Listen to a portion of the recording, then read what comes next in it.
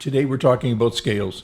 I've done a lot of this stuff before, but I've had a number of requests asking me to systematically and progressively go through the scale book and the triads book, and so that's what I'm going to do. This is number 1 today, and I'm going to try not to make a lot of assumptions as to where you're at. So let's start here. This is a master fretboard. We're in the key of C, and this would be the same as the notes on the piano keyboard, right? With all the white keys. So this is all the white keys of the piano, short of the piano range. And it's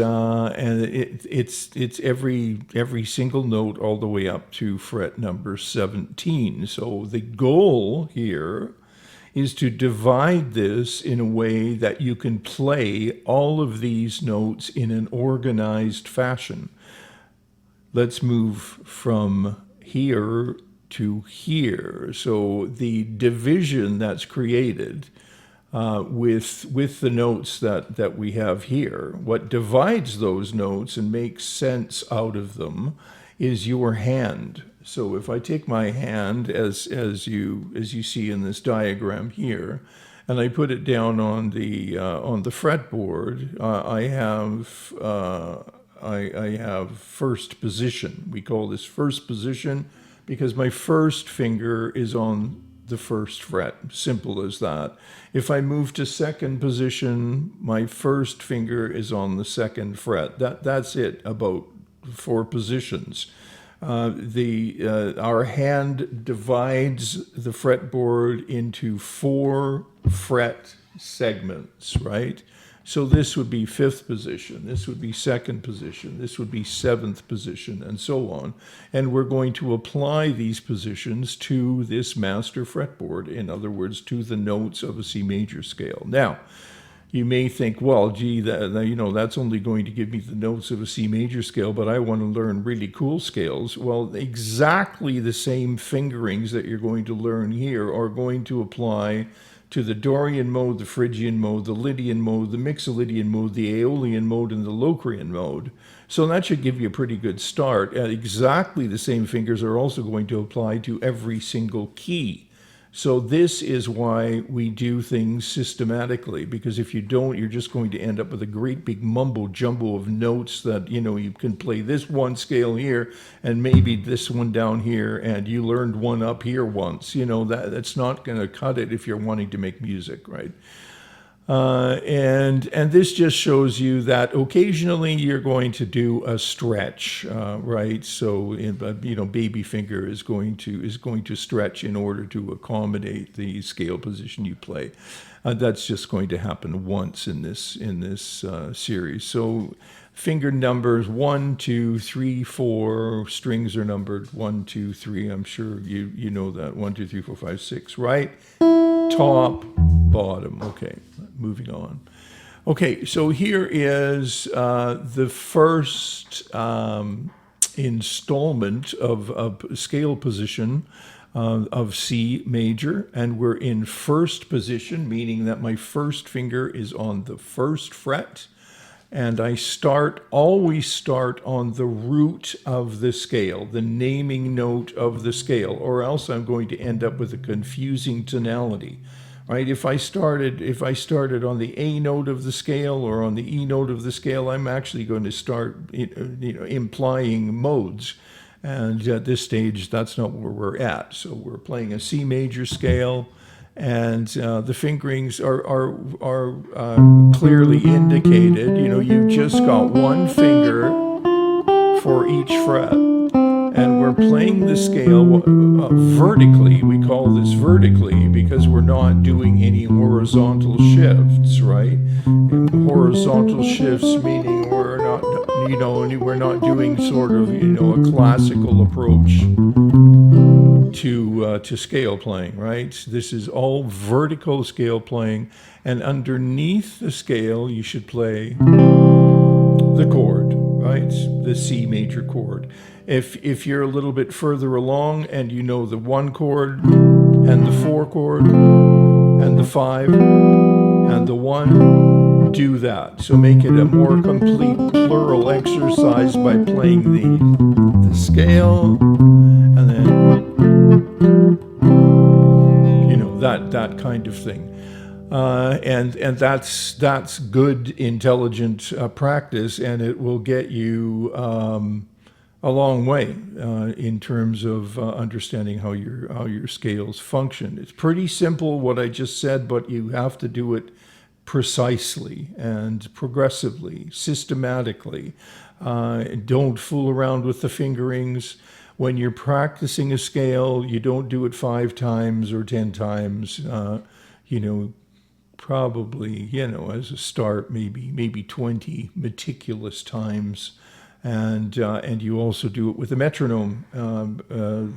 I won't go on about metronome practice. Just suffice to say that it's important because it teaches you not only to play with a beat point, but it teaches you to listen to 2 things at the same time. Okay.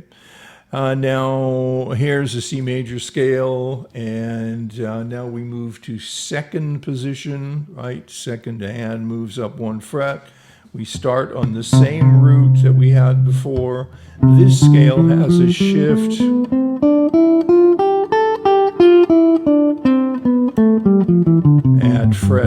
at string 2, and that shift should be identical, ascending and descending. Okay, and our chord is C major. So far we have first position and second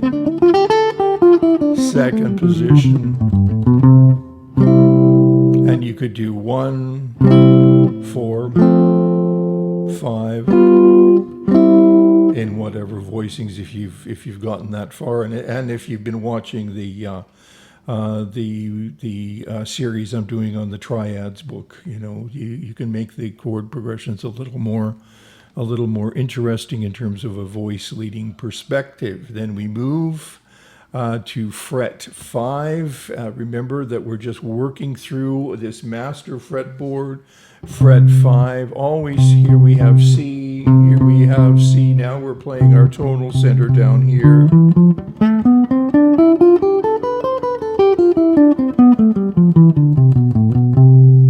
Right, and my 1 chord, my 4, my 5. I don't know. Right?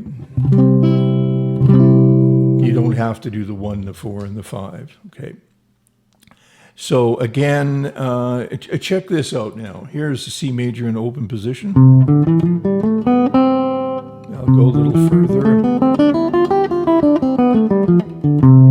Listen.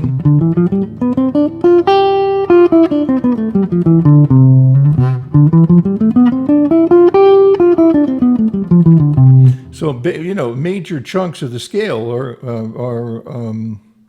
you know, let's put it this way.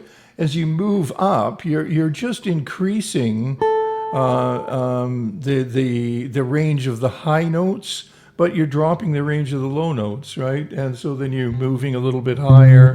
You're dropping the, you know, this low G, but you're traveling all the way up to a high C, right? So be aware that you're not changing all the notes when you're making a shift. You're changing very little. You know, listen for that. Okay, and so then we have the scale in 5th position as we're working our way through the master fretboard. Then we have the scale in 7th position, working our way through the master fretboard. No shifts, no stretches in this position.